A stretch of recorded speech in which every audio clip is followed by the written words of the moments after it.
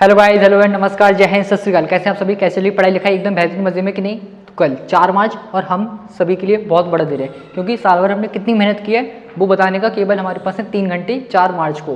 तो 4 मार्च तारीख को आईसीएसई क्लास 10th का मैथ्स का एग्जाम है और आपको बहुत ही अच्छी तरीके से उस पेपर को अपना करना है कि आपको बाद में रिग्रेट ना हो कि ये करते वो करते तो और अच्छा होता।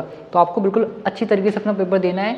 तो कुछ अपन आज डिस्कस कर लेंगे क्या क्या चीज़ आपको ध्यान में रखनी है कि जिनकी वजह से आपका पेपर बिगड़ने से बच सकता है। ठीक है, तो वीडियो को पूरी देखिएगा जिससे कि आपको हर एक चीज़ के बारे में नॉलेज हो जाएगी। ठीक है, अब जिनने साल भर पढ़ा है, जिनने नहीं पढ़ा है तो सब बराबर ही हैं भैया।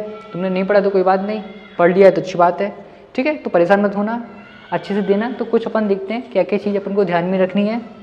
और बाकी आई होप आप लोगों ने, मैंने जो चैप्टर वाइज सीट दी है आपको वो आपने कर ली होगी ट्राई, क्योंकि उसमें से आपको एक्सपेक्टेड क्वेश्चंस की सीट थी, उसमें से आपको डेफिनेटली क्वेश्चन देखने को मिलेंगे अपने बोर्ड के एग्जाम में। ठीक है, इसलिए मैं बोल रहा हूँ अगर अभी भी आपने नहीं लगाया तो जाकर उसको ट्राई जरूर कर लीजिए, उसमें फॉर्मूला सीट भी अटैच है। ठीक है, तो आपको चैप्टर्स में कुछ ध्यान रखना है, अलग अलग चैप्टर्स रहते हैं। जैसे कि स्टार्ट करते हैं पहले चैप्टर से, ज़्यादा टाइम वेस्ट नहीं करेंगे। पहला आपका चैप्टर आता है जीएसटी वाला। तो इसमें बस आपको जब क्वेश्चंस आप सॉल्व करोगे तो आप देख लेना जो आपको रेट गिवन है वो कहीं जीएसटी की जगह उन्होंने सीजीएसटी एसजीएसटी करके तो नहीं बोल दिया। अगर उन्होंने बोल दिया है कि सीजीएसटी लेट से 18% या 9%, तो आप ये मत सोचना कि वो जीएसटी का रेट है 9%। तो आप देख लेना, जल्दी जल्दी में हो जाता है, क्योंकि क्वेश्चन को आपको केयरफुली रीड करना है। केयरफुली रीड नहीं करोगे तो छोटी छोटी मिस्टेक हो सकती हैं। तो अगर सीजीएसटी 9% है तो जीएसटी आपका मतलब 18% होगा। तो ऐसा कुछ भी आप में भी गलतियाँ हो सकती हैं कि आप सीजीएसटी एसजीएसटी में कन्फ्यूज हो जाओ। तो वो चीज़ देख लेना, सीजीएसटी दिया है कि डायरेक्ट जीएसटी का रेट ही दिया है। ठीक है, तो उसके बेसिस पर आप करिएगा अपना। जीएसटी में सिंपल क्वेश्चन बनेगा, आपको टेबल बेस्ड बनता है जनरली। बैंकिंग बहुत ही सिंपल चैप्टर है, एक फॉर्मूले बेस्ड आपका पूरा उसमें रहता है। ठीक है, उसके बाद आपका आता है शेयर्स एंड डिविडेंड, वो भी सिंपल है, टू द बिल्कुल फॉर्मूला बेस्ड रहते हैं। इसमें आपके क्वेश्चन होते हैं।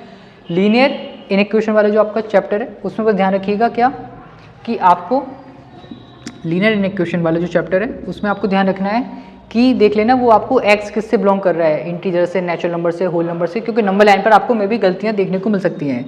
बस केवल रियल नंबर्स ही होता है जिसमें आपका ये पूरा फील्ड ऐसा वाला रहता है, लाइन शेडेड। बाकी जो इंटीजर्स वाले होते हैं ना, natural number, whole number, integers, उनमें डॉटेड रहते हैं। तो वो चीज़ देख लेना किस चीज़ से आपकी वो बिलोंग कर रहा है एक्स। और आपको पता है नेचुरल नंबर्स में तो आपके सारे आते हैं फील्ड सर्किल, रियल नंबर में आपका एम्प्टी भी आ सकता है, फील्ड भी आ सकता है, डिपेंड करेगा कि वो वैल्यू इंक्लूडेड है कि नहीं है।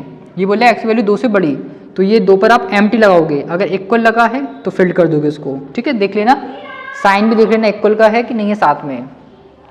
ठीक है, और आप ना याद इसको सिंप्लीफाई करते समय ये चीज़ ध्यान रखिएगा कि लेट से कहीं लिखा है आपका ये, तो आपको ध्यान रखना कि x कोशिश किया करो कि हमेशा पॉजिटिव रहे। तो अभी देखो दोनों जगह x नेगेटिव है, तो कौन से वाले x को कहाँ पर शिफ्ट करना चाहिए कि ओवरऑल आपका पॉजिटिव बन जाए। अगर इसको वहाँ करोगे तो -2x plus x minus x, इसको यहाँ करोगे तो 2x माइनस एक्स प्लस का x, तो आप इसको शिफ्ट करिए यहाँ पर और 2 को वहाँ पर, तो 2x माइनस एक्स 4 माइनस 2, जिससे कि आपको इनइक्वलिटी की साइन में दिक्कत नहीं होगी। क्योंकि आपको पता है जब माइनस साइन का मल्टीप्लाई करते हैं तो इनइक्वलिटी का साइन चेंज होता है। तो वो चीज़ ध्यान रखिएगा, इसलिए x को हमेशा पॉजिटिव रखिएगा।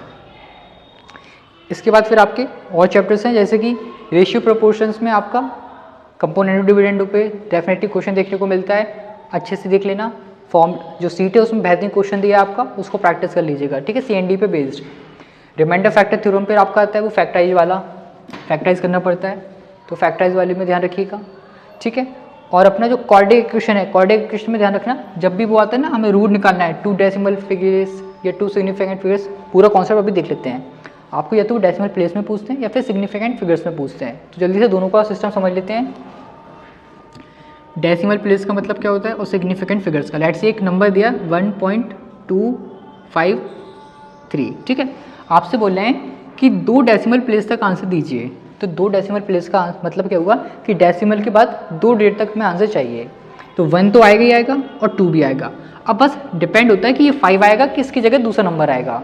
ऑब्वियस है, या तो वही आता है या उसके जस्ट बाद वाला आता है, डिपेंड करता है कि उसके बाद कौन सा नंबर लिखा है। ध्यान से 2 डेसिमल प्लेस, डेसिमल के बाद 2 डिजिट, एक डिजिट आपकी सेम रहती है, जो दूसरी डिजिट है वो सेम आती है या फिर एक बढ़कर आती है, वो डिपेंड करेगा उसके अगले बार जो नेक्स्ट नंबर है वो क्या है। अगर वो नंबर 5 से छोटा है तो आपका नंबर चेंज नहीं होता है ये। अगर आपका ये 5 या 5 से बड़ा है तो आपका ये नंबर चेंज होगा। तो ये 3 लिखा है, 5 से छोटा है तो ये 5 का 5 रहेगा। ठीक है, ये इसका हो गया। अगर इसकी जगह होता है 1.257 तो आप देखो कि 1.2 रहेगा, अब 5 के बाद लिखा है ये 7, तो ये 5 से बड़ा है तो ये 6 हो जाएगा। तो आपका इस तरीके से डेसिमल प्लेस में चेंज होता है। 3 बोलेंगे, 3 को आपको देखना है ऐसे राउंड ऑफ करके।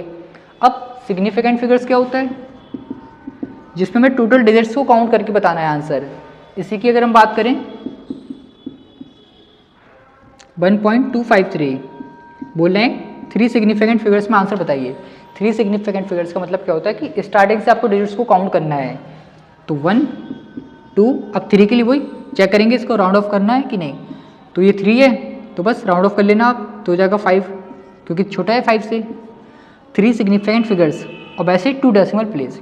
अगर इसमें 2 सिग्निफिकेंट फिगर्स बोल देंगे तो वही 1 पॉइंट, अब ये 2 के बाद लिखा है 5 तो 5 से वो राउंड ऑफ हो जाएगा 3 हो जाएगा, तो ये हो गया 2 सिग्निफिकेंट फिगर्स। अब बाई चांस ध्यान रखो इसमें स्टार्टिंग में अगर 0 होगा तो उनको हम काउंट नहीं करते सिग्निफिकेंट फिगर्स में। जैसे कि आपका लिखा है 0.124, ठीक है, 2 सिग्निफिकेंट फिगर में आंसर देना है तो आप इसमें ये मत लिख देना 0.1, वो आपका गलत हो जाएगा क्योंकि आपका अभी 1 सिग्निफिकेंट फिगर ही है।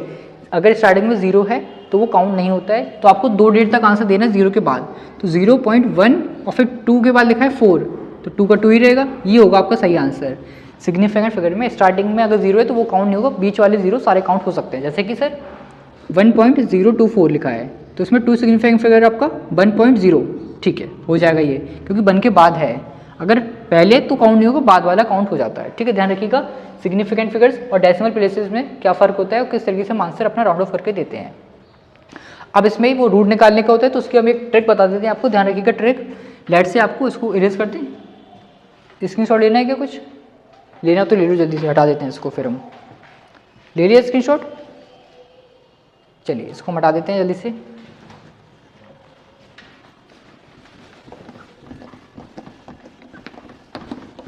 ज़्यादा टाइम नहीं है, फॉर्मूले वगैरह आप रिवाइज कर लेना, मैंने सीट ऑलरेडी प्रोवाइड कर दी। अब इससे ज़्यादा हम क्या कर देंगे, पढ़ना तुम्हें को पड़ेगा, डाउनलोड करके पढ़ लेना जल्दी से। आपको लेट से इसमें आ गया 153 का अंडर रूट निकालना है, कैसे निकालेंगे ये तो बड़ा है, पहले एक समझाने के लिए आपको छोटा लेते हैं। लेट से रूट में आ गया 115 मतलब पूरा 15 आ गया, तो आपको कुछ नहीं करना है। अगर वो लॉन्ग डिवीजन मेथड आता है तो बहुत अच्छी बात है, नहीं आता है तो बोल रहे हैं हम तो, जिनको नहीं आता है या जिनको प्रॉब्लम होती है तो वो कैसे करेंगे। तो इसके लिए एक शॉर्ट ट्रिक देख लो क्या होती है, जिसका भी आपको रूट निकालना है वो नंबर लिखिए प्लस उसके नियर परफेक्ट स्क्वायर लिखिए। उसके नियर ऑब्वियस है, एक नंबर के नियर 2 परफेक्ट स्क्वायर होंगे, एक छोटा एक बड़ा, तो जो भी सबसे पास है उसको लिखना है। तो 15 का छोटा है 9, 15 से बाद आता है 16, 16 पास में तो हम 16 लिखेंगे। और फिर नीचे आएगा 2 इंटू जिसका ये स्क्वायर होता है वो, फिर से सुनिएगा क्या, जिसका अंडर रूट निकालना है वो लिखना है नंबर प्लस उसके नियर परफेक्ट स्क्वायर अपॉन में 2 इंटू ये फिक्स रहेगा 2 इंटू अंडर रूट ऑफ ये किसका स्क्वायर था वो नंबर। जनरल फॉर्म में ऐसे लिखते हैं इसको, ये ठीक है, इस तरीके से। तो आप इसको सॉल्व करोगे, हो जाएगा 31 और नीचे हो जाएगा 8, डिवाइड करना 3 टाइम्स 24 कितना बचेगा 7, 70। तो आपका ये आ जाएगा 8 टाइम्स 64, फिर 6 बचेगा 60, फिर 7 टाइम्स आ जाएगा 56, फिर 4 40, ये आ जाएगा, ठीक है। आपको मतलब रूट 15 की वैल्यू डायरेक्ट मिलेगी, वो लॉन्ग डिवीजन मेथड से आप बच गए हो। लेकिन ध्यान रखिएगा ये हमेशा आपका अप्रॉक्स वाली रहती है, नहीं तो आप फिर कंफ्यूज हो जाओ। नहीं आ रहा है तो ये बेटर है, फिर इससे आपको कभी कभी एकदम एग्जैक्ट वैल्यू भी मिल जाती है, बहुत ही नियर भी वैल्यू मिल जाएगी, तो घबराइएगा मत, यूज़ कर सकते हो। अगर नहीं आ रही है, टाइम कम बचा है तो, ठीक है। एक एग्जाम्पल और ले लो, लेट से अगर आपने ले लिया है आपको निकालना है लेट से 140 का, ठीक है।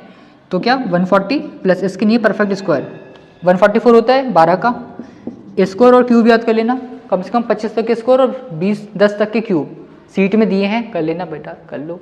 एल्जेब्रिक आइडेंटिटीज कर लो, यूज़ होंगी, फिर मत कहना सर बताए नहीं, बता रहे हैं तो मैं।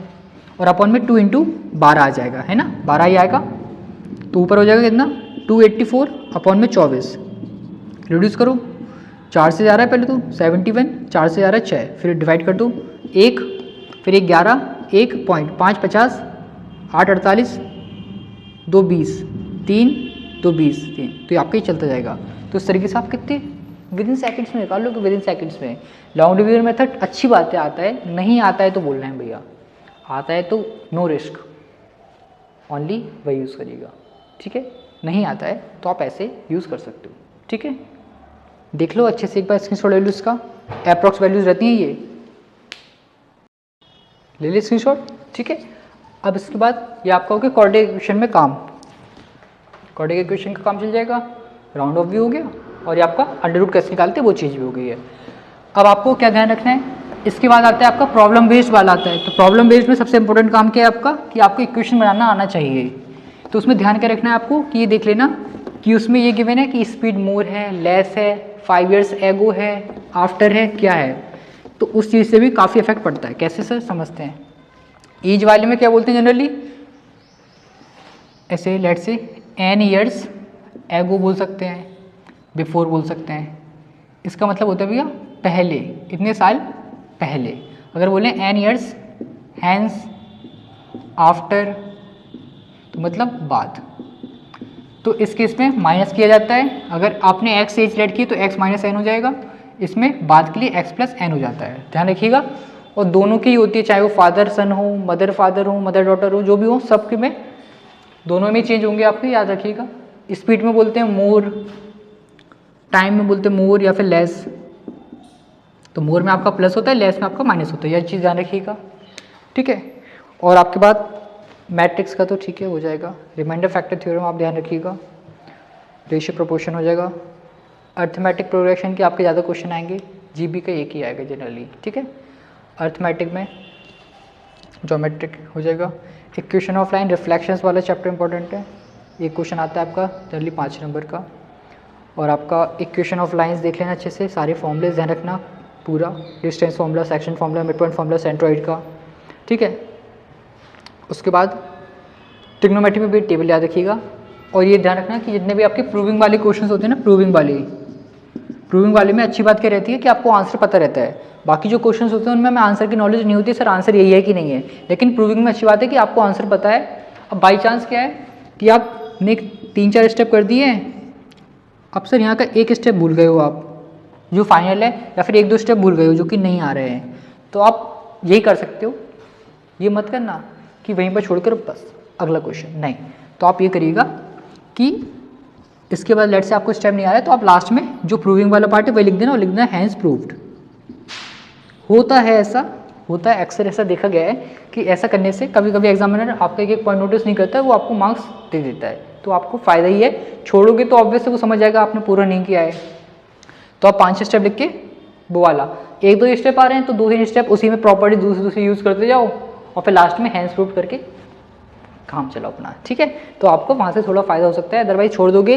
स्पेस किसी भी क्वेश्चन में नहीं छोड़ना है, ध्यान रखिएगा। स्पेस छोड़ोगे मतलब वो कहेगा आपने आंसर छोड़ दिया है, आपको आता नहीं तो मार्क्स काट लेगा। स्पेस मत छोड़ना, ठीक है। और कोई भी क्वेश्चन तो छोड़ना है ही नहीं है, हर एक क्वेश्चन को आप नीचे से ऊपर से हर जगह से पढ़ लेना, केयरफुली रीड करिएगा। कहीं ऐसा तो नहीं लिखा ऑल्सो फाइंड दिस ऑल्सो, तो वो चीज़ भी ध्यान रखना, ऑल्सो वाले अक्सर हो जाते हैं ऐसे। प्रूविंग में सबसे अच्छी बात रहती है कि आपका आंसर पता रहता है, तो आप लास्ट में वो चीज़ लिख के हैंड्स प्रूव्ड बोल देना। ठीक है, नहीं आ रहा है तो आ रहा है तो अच्छी बात है ही, नहीं आ रहा है तो ध्यान रखिएगा। ठीक है, और फिर आपका आता है जैसे कि क्वाड्रेटिक इक्वेशन का जो लैंग्वेज बेस्ड है वो, और जो आपका मेंसुरेशंस हैं उनमें हमें यूनिट्स में भी आंसर देना पड़ता है। अगर आपने किसी की एज निकाली तो ईयर्स में दोगे, वेट निकाले तो केजी में दे देना, यूनिट्स के मार्क्स जनरली कट जाते हैं। मेंसुरेशन में भी लेंथ है तो सेंटीमीटर, मीटर, किलोमीटर, एरिया है तो centimetre square, metre square, volume है तो क्यूब, इसमें भी आप ध्यान रखिएगा। डेटा मीन मीडियन मोड में भी होता है, अगर मीन आपको जो टेबल है उसमें आप किसी की मार्क्स एज का डेटा है तो आप एज लिख देना लास्ट में, इतने ईयर्स, मीन में ईयर्स वगैरह होते हैं ना, मीन मीडियन मोड में ईयर्स, केजी मास होगा, तो वो चीज़ याद रखना। यूनिट आपको नहीं छोड़नी, यूनिट के जनरली मार्क्स कट जाते हैं, तो यूनिट भी आप प्लॉट करिएगा उसमें। ठीक है, यूनिट प्लॉट करिएगा। अब मेंसुरेशन में थोड़ा सा कन्फ्यूजन आपको हो जाता है कि लैंग्वेज जब यूनिट चेंज होती है ऐसे सेंटीमीटर से मीटर, मीटर से सेंटीमीटर में, किलोमीटर से ऐसे, तो उसके लिए एक छोटी सी ट्रिक बता रहे हैं, जल्दी से ध्यान रखिएगा। क्या होता है, पहले होता है किलो, हेक्टा, डेका, फिर यहाँ मीटर, डेसी, सेंटी, मिली। यहाँ पर आपका बनता है कुछ ऐसा ग्राम और ये लीटर। ठीक है, ध्यान रखिएगा, ये कुछ मैंने आपके लिए बनाया है एक बेहतरीन चीज़। क्या है, अगर आपको देखो ये बीच में ग्राम, मीटर, लीटर, किलोमीटर से आपको मीटर में जाना है, किलोमीटर से आपको सेंटीमीटर में जाना है, लीटर से आपको मिलीलीटर में जाना है, तो कैसे करते हैं ध्यान रखिएगा। पहले तो अगर आपको यहाँ से यहाँ जाना है, लेफ़्ट टू राइट जाना है, तो आपको क्या करना पड़ेगा, जल्दी से मल्टीप्लाई बाय 10 की पावर n। कितने स्टेप आप जंप कर रहे हो, जैसे कि किलोलीटर से या किलोमीटर से हमें मीटर में चेंज करना है, तो 1 स्टेप, 2 स्टेप, 3 स्टेप, तो 10 की पावर 3 से मल्टीप्लाई होगा। डायरेक्ट किलोमीटर से हमें सेंटीमीटर में चेंज करना है, तो 1 step, 2 step, 3 step, 4 step, 5 step, तो 10 की पावर 5 से मल्टीप्लाई करना पड़ेगा। इन द सेम वे अगर आपको लेफ्ट से राइट, राइट से लेफ्ट आना है, तो डिवाइड करना पड़ेगा 10 की पावर n से। ठीक है, अब सर मैंने इसको याद कैसे रखते हैं, तो उसके लिए छोटी सी एक ट्रिक है। क्या है, कल हम देखेंगे मूवी, देख चुके मूवी। हाँ, क्या क्या फिर से, कल हम देखेंगे मूवी, देख चुके मूवी, क्योंकि वो मूवी इतनी अच्छी थी हम फिर से देखेंगे। तो कल हम देखेंगे, क्योंकि कल संडे है, कल हम देखेंगे मूवी। कौन सी भैया, देख चुके मूवी, छावा वाली। यस, छावा मूवी देखेंगे कल हम, जो हम देख चुके हैं ऑलरेडी। ठीक है, तो इस तरीके से आप याद रख सकते हो, कल से किलो, हमसे हेक्टा, देखेंगे डेका, मूवी से मीटर, देख देसी, चुके सेंटी, मूवी मिली। ठीक है, याद करने के लिए आपकी ट्रिक यूज हो जाएगी। अब ग्राम में है तो वही सेम पैटर्न है, कोई अलग नहीं है। मेन आपका इसके लिए बनना है, ये आपकी लाइन है, मीटर, ग्राम, लीटर, ये लेंथ के लिए हो जाएगा, ये वॉल्यूम, ये आपका मास के लिए हो जाएगा। ठीक है, तो आप इस तरीके से यूज़ कर सकते हो। मेंस्ट्रुएशन में कभी कभी आपको देखने को मिलता है, कोई मिलीमीटर में दिया, कोई सेंटीमीटर में दिया है, तो चेंज करने के लिए आपको आता है तो अच्छी बात है, नहीं आता है तो बता रहे हैं। ठीक है, ट्रिग्नोमेट्रिक अच्छे से कर लेना। हाइट एंड डिस्टेंस का डायग्राम इंपॉर्टेंट है, हाइट एंड डिस्टेंस में डायग्राम देख लेना। डायग्राम अगर आपका गलत तो क्वेश्चन गलत। अगर वर्टिकल वाला केस है तो जितने पास आपका वो पॉइंट होगा उतना बड़ा एंगल होगा, जितने पास है उतना बड़ा एंगल होगा, जितनी दूर है उतना छोटा। ठीक है, ठीक है, तो याद रखिएगा, जितना पास होगा एंगल उतना ही बड़ा होगा, जितना दूर है उतना छोटा होगा। अगर ऐसे ही आपका अगर वर्टिकल के केस में बनते हैं एंगल्स, तो फिर से वही, जितना आप ऊपर की साइड देखोगे उतना बड़ा एंगल होगा, जितना नीचे होगा उतना छोटा। तो मतलब ये आपका लेट से 30 है, तो ये वाला आपका 45 हो जाएगा बड़ा। जितना ऊपर आप हेड अप करोगे उतना ही एंगल आपका बढ़ेगा, जितना नीचे देखोगे उतना कम रहेगा एंगल लाइन ऑफ साइट से। ऐसे क्या होता है, अगर एंगल ऑफ डिप्रेशन बनाते हो आप अलग अलग केसेस में, तो क्लियर है, जितना छोटा पार्ट है उतना छोटा एंगल, जितना बड़ा है उतना बड़ा एंगल रहेगा। मतलब जितना कम स्टिप होगा उतना कम एंगल, ज़्यादा स्टिप होगा तो बड़ा एंगल रहेगा। तो आप हाइट एंड डिस्टेंस में अगर ग्राफ सही नहीं बनाओगे तो आपका आंसर गलत हो जाएगा, पूरा क्वेश्चन गलत हो जाएगा, इस टाइम मार्किंग भी नहीं मिलेगी। क्योंकि सबसे पहले तो वो एग्जामिनर आपका वही देखिएगा फिगर कैसे बनाया आपने, सारे फिगर्स पेंसिल से बनाइएगा। कंस्ट्रक्शन में ध्यान रखना, पूरी शार्प वगैरह होनी चाहिए आपकी, पेंसिल अच्छे से बनाइएगा उसमें। ठीक है, कोई भी फिगर पेंसिल में बनाना, पेंसिल से। हैं कितने फिगर्स, हाइट एंड डिस्टेंस में आएगा आपका, मेंसुरेशन में आएगा, कंस्ट्रक्शन में रहता है, और जो स्टैटिस्टिक है उसमें जो आपका चार्ट वगैरह रहेगा, ओगिब, हिस्टोग्राम, सब पेंसिल से आपके रहेंगे। ठीक है, कहीं भी आपको कोई भी पेन का यूज़ नहीं करना है। बाकी और अपना इसके बाद मैंने स्टूडेंट को बताई थी आपको, यूनिट्स वगैरह सब में आपको लिखनी है, यूनिट्स के मार्क्स कट जाते हैं, इसलिए ध्यान रखिएगा। स्टैटिस्टिक में देख लेना, मीन, मीडियन, मोड क्या पूछा है आपसे, जो भी पूछा है वही बताइएगा, ये नहीं कि अपनी इच्छा से कुछ भी निकाल दोगे। ठीक है, तो वो सब चीज़ ध्यान रखिएगा। यूनिट्स जरूर बताना हर एक की। प्रोबेबिलिटी में ऐसा कुछ है नहीं है, बेसिक फॉर्मूला है तो आप करना।